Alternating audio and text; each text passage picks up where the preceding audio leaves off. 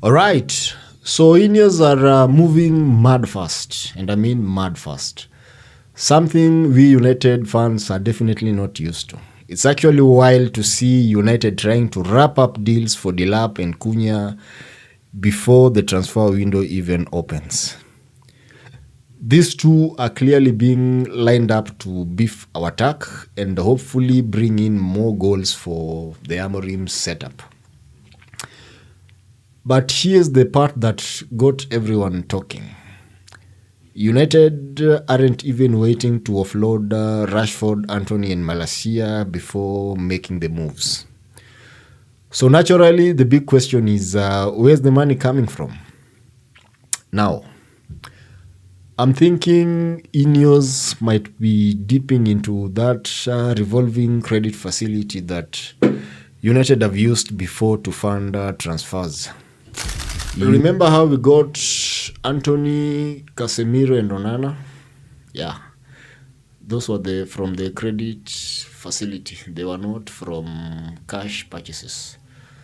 Or maybe Ineos have gone ahead and injected fresh funds to jumpstart the summer business.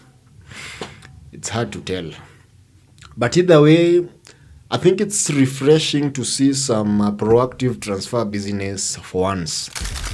Now let's talk about Matheus Cunha. He's turning 26 this May. So yeah, he fits into the Ineos sweet spot of 18 to 26-year-olds. From United's point of view, he's seen as a player already in his prime, which means instant impact. That experience could really balance out the younger profiles in the clubs is also targeting. He's no stranger to Premier League attention. Arsenal and Forest have looked at him before. And that might be why United are keen to wrap up the deal before June 1st, which is when the window officially opens, the transfer window. Negotiating with the Wolves, I think, shouldn't be too complicated since his release clause is pretty much public knowledge at this point. I'd imagine the current talks are all about personal terms, salary, bonuses, blah, blah, blah, the usual. He's on a 150k at Wolves, which is on the higher end, but with the expected exits of Eriksen, Lindelof, and Evans, there'll be enough room on the wage bill to accommodate him. So how would Cunha slot into the Amorim's 3-4-3, you may ask? This is the exciting bit. Wolves also play a 3-4-3, so Cunha is already familiar with the system. And get this, he's played 6 different roles in that shape this season alone. He's been used as a left mid, right mid, attacking mid, left attacking mid, shadow striker, and a center forward. Talk about versatility. I reckon what's really drawing Amorim to him is his ability to operate in that space behind the striker. Amorim's style relies on adaptable players who can hit the ground running. He tends to rotate his number 10s, one to create and another one to make runs beyond. With Cunha, you get a bit of both. And in his ability to glide past defenders, and suddenly you get our attack starts to look for like a more dynamic one. Does he fit the bill? I honestly think he does. He could bring something fresh that we've been lacking for a while now. So Cunha is hoping the club seals the deal soon. Okay, so let's talk about Liam Delap, because apparently half of Premier League has been keeping tabs on him, just waiting for Ipswich to drop back to Championship so they can swoop in. But let's be real. When it comes down to it, the serious contenders are that club from London who signs half of Europe every transfer window, and of course Man United. Now, United's interest in Delap isn't some random scouting discovery. It's personal. Jason Wilcox, our new technical director, was at City's academy when they signed 16-year-old Delap from Derby back in 2019.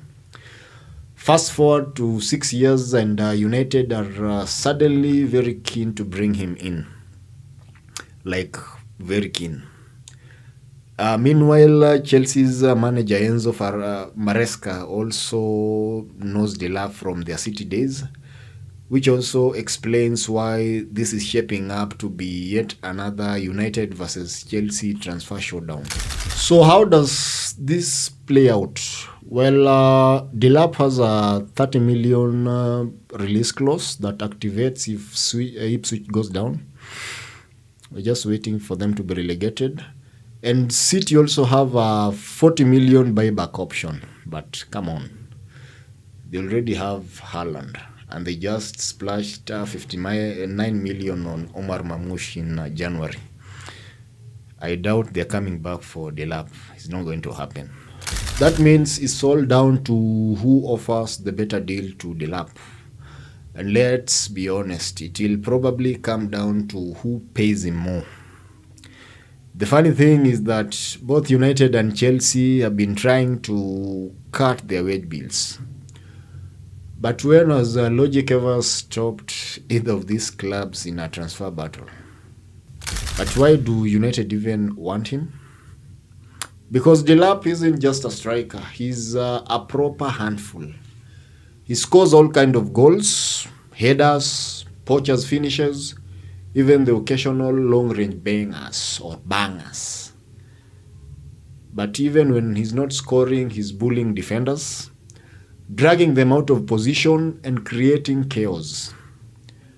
And at Ipswich, he's been working with Lee Grant, the former ex-United keeper, and also former teammate to Delap's father at Stoke City. So Grant has been drilling him on movements, how to use his physicality, and basically how to be an absolute nightmare to defenders. The stats back it up too. This season, Delap has the second most carries in among the Premier League strikers, I think at 72, and also the longest average carrying distance at 7.3 meters of any centre forward in the league. So even if he's not racking up goals, he's still disrupting defenses just by being relentless pressing machine. Is he better than Højlund? I'd say he's an upgrade, but let's not pretend he's suddenly going to turn into a 20-goal-a-season striker overnight. It's not going to happen.